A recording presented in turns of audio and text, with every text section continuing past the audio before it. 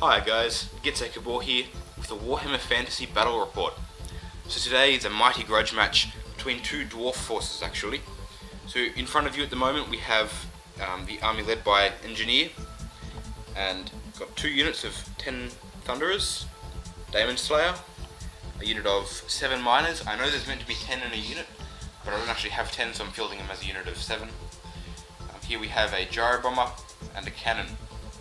And facing off against them today we have the combined forces of the Lizardmen, with a unit of Saurus and a Saurus Old Blood, allied with the mighty forces under the dwarf Runelord Atluzi Skarnson.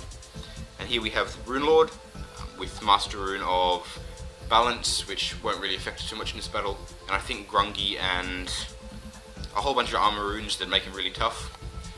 Here we have a unit of 2, 4, 6, 8, 10, 13 warriors with full command.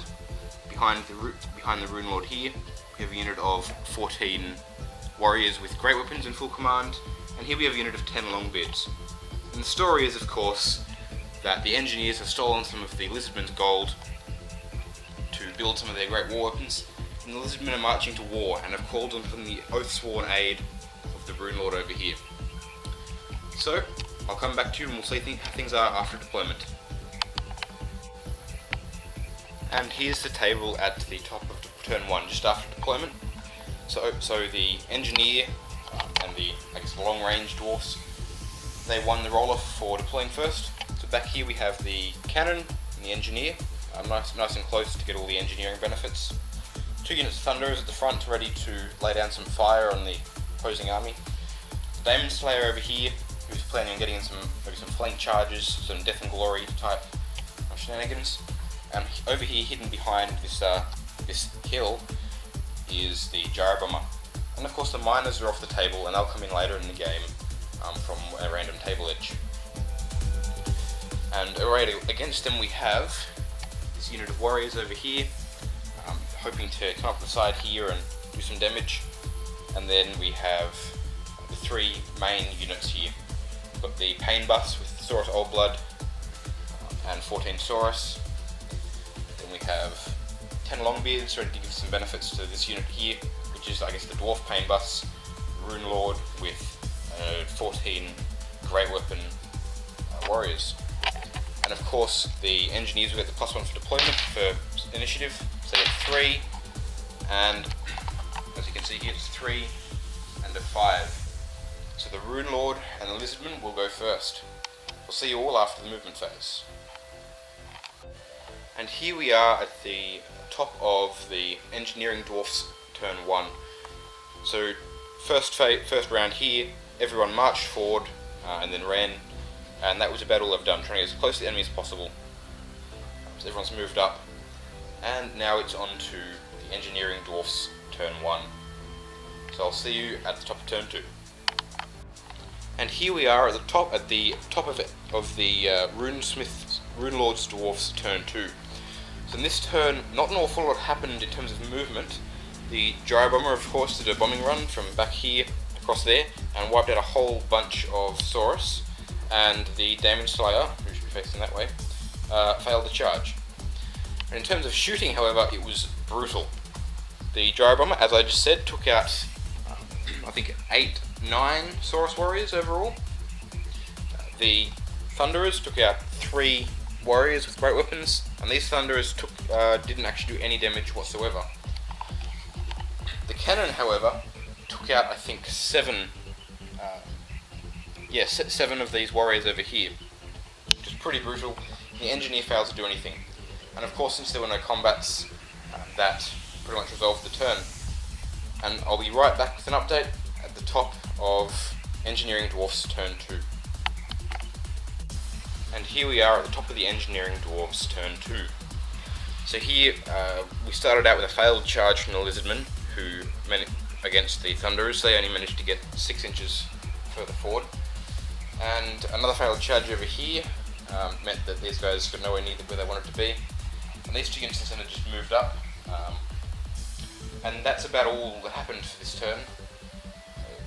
Once again, no combats unfortunately due to the failed charges.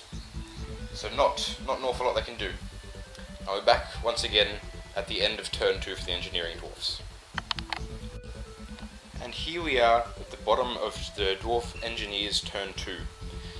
And some things have gone really well and some things haven't. Let's take a look. In the charging, the Daemon Slayer charged the Saurus here, and then he killed 3 of the Saurus, lost 2 wounds, 1 combat, but they passed their panic test and they stayed. In addition, the bomber moved across here, bombed these guys, and only killed 1 of them, so that wasn't fantastic. These units did for 2 Longbeards and another 2 warriors here, and the cannon exploded without doing anything at all, so that wasn't fantastic. But the battle lines are looking fairly even, considering that this combat's still going on, and we've certainly got some units still in play on this side.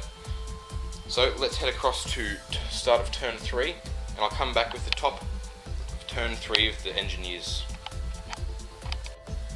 So here we are at the top of the engineering dwarfs turn 3. So over here, so in terms of movement, well, both of these failed the charge, so they moved up like I think an inch each. Over here we had a charge that went in here, and this was just combat over here. So in this combat they managed to kill the Daemon Slayer, although he did manage to take out their standard bearer. And in combat over here, nothing happened at all. They charged in, no wounds were caused by either side, although they did cause a panic test, which the dwarfs here passed. So of course that means that nothing actually major went down, and so now we'll move on to the engineering dwarfs turn 3. So here we are at the end of engineering dwarfs turn 3. So we're largely uneventful. The gyro bomber flew across here once again, dropped a bomb which scattered 10 inches right back onto itself and caused itself a wound. That's not necessarily fantastic. This is the first time the bomb has managed to bounce, and of course it did fail to bounce. However, shooting from the Thunderers here took off another, actually it was Longbeards, took another 2 Longbeards, and over here combat, the engineer charged in, and they finally managed to cause a wound, but because of the charge, the 2 banners and the 1 wound was a drawn combat, so no one flees from that. Let's of course test if they reform. Another one, and they do, so they're going to turn back to face the charging unit. And I'll come back at the top of engineering dwarfs turn 4. Something I did forget to mention was that the miners came on right over the back there, so I'm not sure how helpful they're going to be for the engineering dwarfs, but I guess we'll find out, won't we? And here we are at the top of the engineering dwarfs turn 4. So the turn for the combat dwarfs, the Rune Lord's dwarfs, and the Lizardmen was pretty brutal. 2 failed charges here, so they did nothing. However, the unit of Grey Weapons managed to charge in from over here into combat. In addition, with these ones here, they managed to break the unit of Thunderers and the Engineer. Of course, panic test for these ones, which they pass. So, on a 6 there.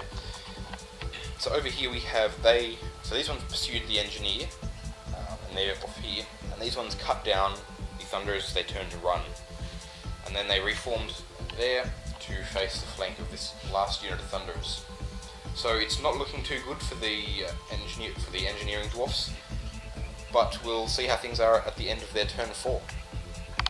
Here at the top of engineering dwarfs turn 4, and it's not looking good. The lone unit of Thunderers charged the Longbeards, thinking that they could smash through them on the momentum of the charge and try and make a break for some open ground, regroup with their miners. But unfortunately they managed to lose combat and flee, and the Longbeards cut them down where they stood. So unfortunately that's the end of the Thunderers. The Engineer ran off the board, so he's gone. And so now there's just the Gyro Bomber and the miners left, and I've actually declared the game here. So the Lizardmen and the Rune Lord's dwarfs have won the day. They have been avenged for their stolen gold, and the engineering dwarfs have all been smashed. So it was a pretty good game, and there was certainly some carnage. These are all the dead models in the game. This is actually my first proper game of Fantasy as well, so it was really good to get through it, and it was a bit slower than what I'm assuming I'll get to, because I was constantly having to check the rulebook. So guys, if you enjoyed this battle report, drop a comment and let me know. Also, let me know if you thought I did something well or thought I could improve on something. It's great to get feedback, and it helps me improve the quality of everything I'm doing. And of course, like, comment, rate, subscribe, all that good stuff. And join me next week for my next video. This is Getsake Ball, signing off.